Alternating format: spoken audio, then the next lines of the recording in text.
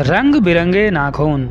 नमस्कार साथियों, स्वागत है आपका आपके अपने परिवार संपूर्ण ज्ञान गंगा चैनल पर। साथियों, आज तेनालीराम की फिर एक बहुत ही प्रसिद्ध एवं लोकप्रिय कहानी लेकर आपके सामने हाजिर है। आइए आपको सुनाते हैं। राजा कृष्णदेव राय पशु पक्षियों से बहुत प्यार करते थे। एक दिन एक बहेलिया राज दरबार में आया। उसके पास पिंजरे में एक सुंदर व रंगीन विचित्र किस्म का पक्षी था। वह राजा से बोला, महाराज, इस सुंदर व विचित्र पक्षी को मैंने कल जंगल से पकड़ा है। यह बहुत मीठा गाता है तथा तोते के समान बोल भी सकता है। यह मोर के समान रंग बिरंगा ही नहीं बल्कि उसके समान नाच कर भी दिखा सकता है। मैं यहाँ यह पक्षी आपको बेचने के लिए आया हूँ। राजा ने पक्षी को देखा और बोला, हाँ, देखने में यह पक्षी बहुत रंग बिरंगा और विचित्र है। तुम्हें इसके लिए उपयुक्त मूल्य दिया जाएगा। राजा ने बहेलिये को 50 स्वर्ण मुद्राएं दी और उसी पक्षी को अपने महल के बगीचे में रखवाने का आदेश दिया।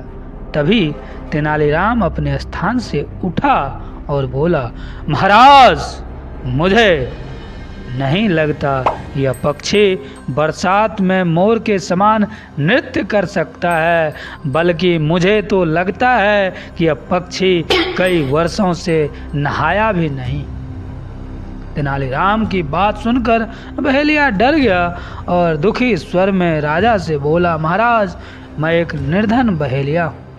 पक्षियों को पकड़ना और बेचना ही मेरी आजीविका है। अतः मैं समझता हूँ कि पक्षियों के बारे में मेरी जानकारी पर बिना किसी प्रमाण के आरोप लगाना अनुचित है। यदि मैं निर्धन हूँ तो क्या तेनाली जी को मुझे झूठा कहने का अधिकार मिल गया है? बहेलिये की यह बात सुनकर महाराज भी तेनालीराम से अप्रसन्न होते हुए बोले, तेनालीराम, तुम्हें ऐसा कहना बिल्कुल शोभा नहीं देता है। क्या तुम अपनी इस बात को सिद्ध कर सकते हो? मैं अपनी बात सिद्ध करना चाहता हूँ महाराज। यह कहते हुए तेनालीराम ने एक गिलास पानी में पक्षी के पिंजरे में गिरा दिया। पक्षी गीला हो गया और सभी दरबारी पक्षी को आश्चर्य से देखने लगे। पक्षी पर गिरा पानी रंगीन हो गया और उसका रंग हल्का भूरा हो गया। राजा तेनालीराम को आश्चर्य से देखने लगे।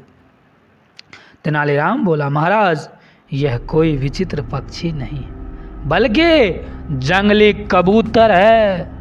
परंतु तेनालीराम, तुम्हें यह कैसे पता चला? ये तुम्हें कैसे पता लगा कि यह पक्षी रंगा गया? फिर तेनालीराम ने बोला, महाराज, बहेलिये के रंगीन नाखूनों से पक्षी पर लगे रंग तथा उसके नाखूनों का रंग एक समान था। अपनी पोल खुलते हुए देख बहेलिया भागने का प्रयास करने लगा, परंतु सैनिकों ने उसे पकड़ लिया। राजा ने उसे धोखा देने के आरोप में जेल में डाल दिया और उसे दिया गया पुरस्कार अर्थात 50 स्वर्ण मुद्राएं तेनालीराम को दी।